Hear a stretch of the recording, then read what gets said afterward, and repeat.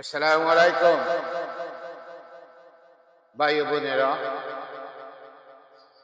আল্লাহ আমরা সবার উপর নিয়ামত ও রহমত দান করুক। বিসমিল্লাহির রহমানির রহিম। হযরত আবু হুরায়রা রাদিয়াল্লাহু আনহু থেকে বর্ণিত, রাসূল সাল্লাল্লাহু আলাইহি ওয়াসাল্লাম বলেন, আল্লাহ বলিয়াছে, আমার বান্দা যখন এক বিঘা এগিয়ে আমার সাথে সাক্ষাৎ করে, আমি তার সাথে সাক্ষাৎ করি এক হাত এগিয়ে।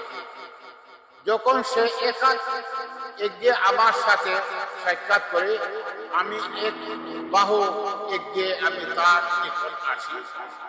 আর দ্রুত গতিতে, হাদিসটি বর্ণিত সহিহ মুসলিম, হাদিস নম্বর 25।